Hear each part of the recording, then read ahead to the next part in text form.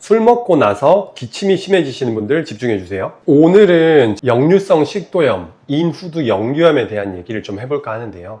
왜 제가 술에 대한 얘기를 먼저 꺼냈냐면 이런 증상이 술 먹은 이후에 악화되시는 분들이 굉장히 많거든요. 이런 증상이라고 함은 감기는 아닌데 자꾸 기침이 나온대요. 특히나 누워 잘 때, 밤에 기침이 자꾸 나온대요. 그런 분들을 보면 대부분 역류성 식도염, 인후두 역류염을 가지고 있는 분들이 굉장히 많으십니다.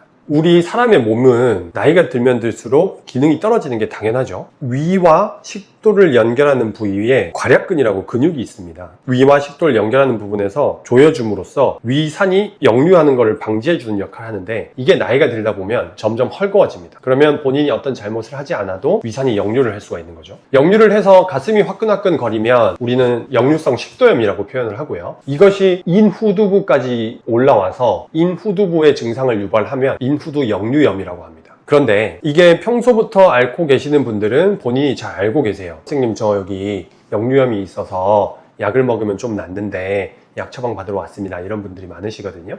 그런 분들은 원래 알고 계시는 분들이고, 가끔 이런 분들이 있습니다.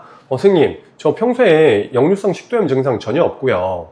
술만 먹으면 밤에 기침이 너무 심해요 라고 표현한 분들이 생각보다 굉장히 많으시거든요. 이제 그런 분들께 제가 말씀드리는 꿀팁이 있으니 꼭 이 내용 살펴보시면 좋겠습니다. 술을 먹게 되면 술 자체도 문제지만 안주도 같이 먹게 되겠죠.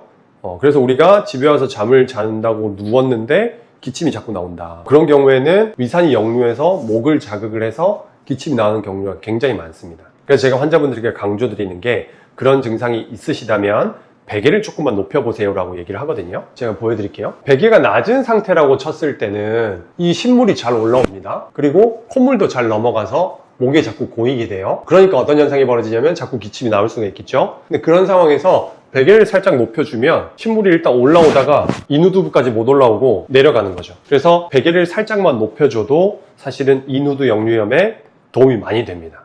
혹시라도 술을 먹은 날 혹은 술 먹은 다음 날 잔기침이 심하다 하시는 분들은 일단 임시 방편으로 베개를 한번 높여보세요. 그러면 많이 좋아지는 것을 경험을 하실 것이고요. 이게 있다고 해서 그래 이제는 술 먹고 나서 기침 안 하는 방법 알았으니까 술 많이 먹어야지 이렇게 하시면 절대 안 되고요. 술은 적당히 드시고 혹시라도 술을 먹고 나서 기침이 생겼는데 베개를 올렸을 때 좋아졌다 하면은 내가 인후두 역류염의 증상이 있구나 라고 알고 계시고 이비인후과 오셔가지고 꼭 후두 내시경 통해서 목 안에 문제가 없는지는 확인해 보시는 게 좋을 것 같습니다. 오늘의 결론, 술을 먹고 나서 기침이 많이 나온다. 특히 밤에나 누웠을 때 기침이 많이 나온다고 하면 인후두 역류염을 의심해 보자. 그리고 나아가서는 베개를 조금만 높여보자. 이상입니다.